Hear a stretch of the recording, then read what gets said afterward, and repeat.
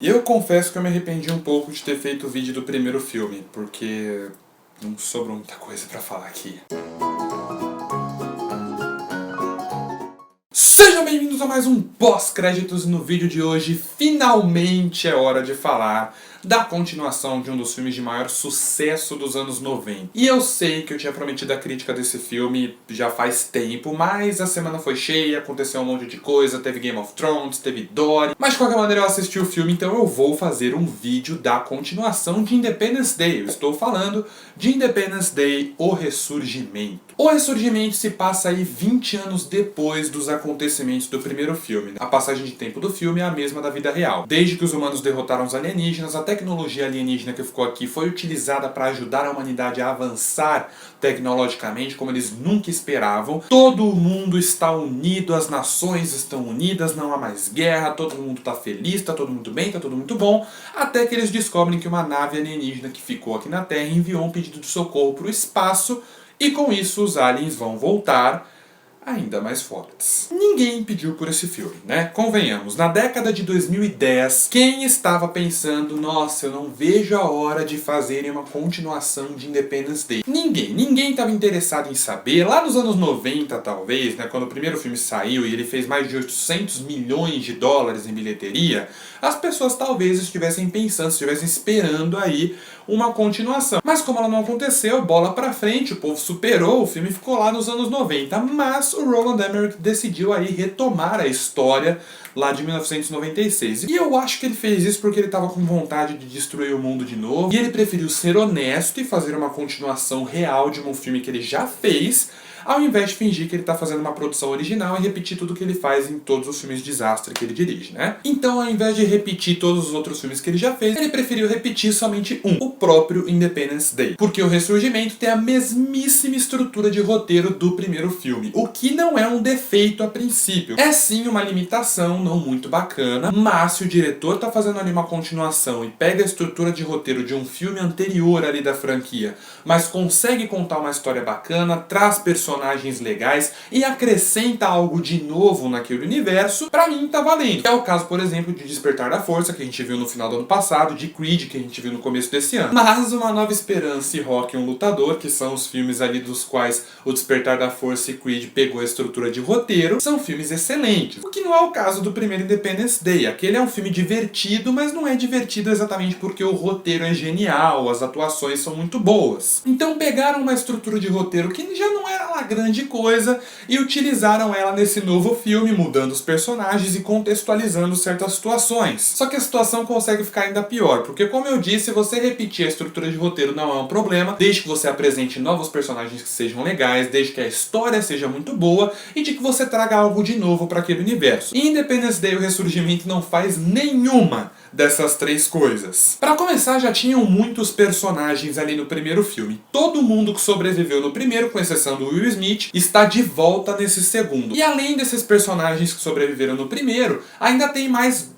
270 personagens no filme. E se no primeiro filme a gente simpatizava com os personagens do Will Smith e do Jeff Goldblum por causa do carisma dos atores e não por causa do desenvolvimento de personagens, imagina só o que é Ressurgimento tendo aí uma multidão de personagens para trabalhar no filme. É completamente impossível se importar com qualquer um dos novos personagens. Todos eles são tipos completamente descartáveis e estão ali só como ferramentas para levar o filme para sequências de efeitos visuais. Novamente, assim como no primeiro, depende do carisma dos atores pra gente conseguir se importar com quem está aparecendo ali na tela. E por isso mesmo não consegui me importar com nenhum dos novos personagens, ninguém do novo elenco consegue convencer. O time principal ali do Liam Hemsworth, do filho do Will Smith no filme, nenhum deles tem carisma, nenhum deles tem química ali entre si. No máximo a gente consegue se importar ali com os personagens do primeiro filme. E olhe lá, porque do elenco original ali do primeiro filme, eu só consigo salvar o Jude Hirsch e o Jeff Goldblum, que fazem pai e filho. A dinâmica entre eles é muito boa, os atores são muito divertidos e é aquela coisa. Eu provavelmente simpatizei com os personagens mais por causa dos atores do que por causa dos personagens em si. Mas assim, quando eu falo do desenvolvimento de personagens, não é porque eu tava exatamente esperando que esse filme fosse ter personagens absolutamente brilhantes. O problema é que em filmes de desastre, normalmente, você tem personagens ali pra se conectar, por mais que o que importe sejam os efeitos visuais, a destruição toda,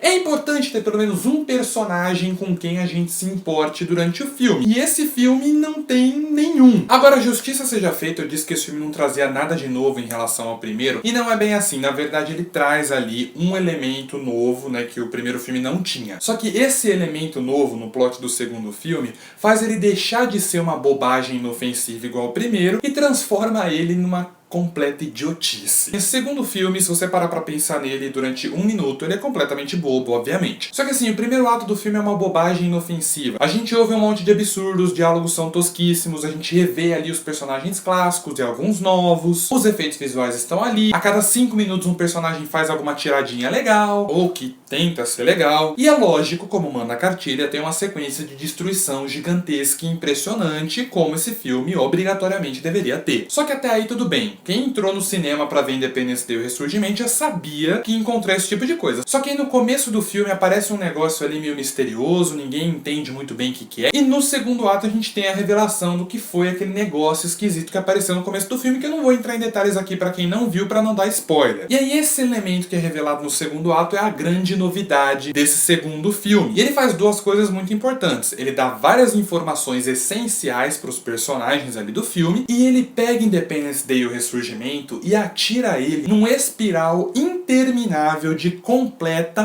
boçalidade. Eu não sei se foi coincidência ou não, eu sei que depois que esse troço aparece no filme, ele fica completamente louco, ele fica despirocado da cabeça. Ele perde a noção do ridículo, assim, completamente. As piadinhas ficam mais sem noção do que nunca. Chega a ponto de ter uma cena que o Liam Hemsworth vai lá e dá um soco na cara do alienígena. E o alienígena olha pra ele e ele fala: eu acho que eu não deveria ter parado de correr. E, tipo, é uma sequência de ação que não pedia a piada. Não tinha espaço pra fazer a piada ali, mas ela foi feita de qualquer maneira e não faz sentido nenhum. E aí, depois de mais de 1 hora de filme, entra um grupo de personagens completamente novos na história. E a gente nem fica sabendo o nome deles direito, nem sabe muito bem o que eles fazem, eles simplesmente estão ali. As soluções que o filme traz são muito mais absurdas do que qualquer suspensão de descrença consegue aguentar. E o clímax desse filme é uma perseguição ali que eu não vou aqui especificar, mas é um negócio tão absurdo e tão surreal que chega a ser cômico. Eu juro que quando a situação começou a se criar ali, eu falei: não, eles não vão fazer isso.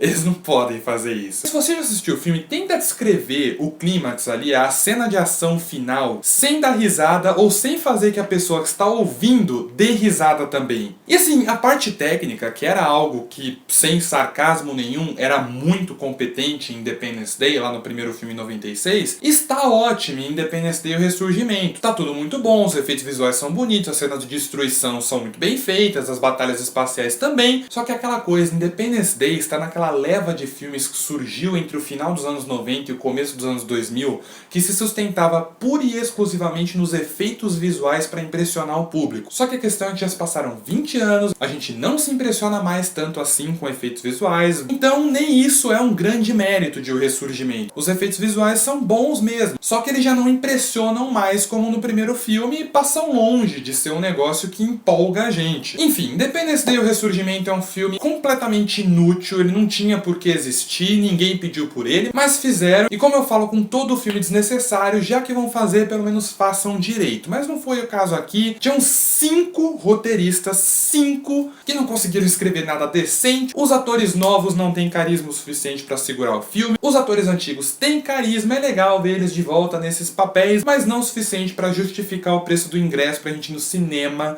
ver o filme todo. No fim das contas, esse filme é igual aquele seu tio do pavê que você só vê de vez em quando em algumas festas da família, sabe? Ele conta uma piadinha besta uma vez, mas você até se diverte e dá uma risada pra dar uma força pra ele. E aí passa um bom tempo, tem outra festa e você revê ele, ele faz a mesma piada. E aí já fica meio difícil de defender, né? Independence Day e o Ressurgimento é o tipo de produção bocó que tem saído cada vez mais raramente nos cinemas. E até dá pra passar um tempo com essas diversões bocó. O Ressurgimento é uma bobajada total, mas não é o pior filme que eu já vi na vida. Só que assim, existe um motivo pra esse tipo de filme bocó estar saindo cada vez menos no cinema. Às vezes rola um bug na Matrix e a galera lota o cinema pra assistir Transformers, mas isso tem sido cada vez mais difícil. O público hoje em dia não é tão exigente, mas também não tá tão bobo. No fim das contas, Independence Day e o Ressurgimento é um filme nota 4,5.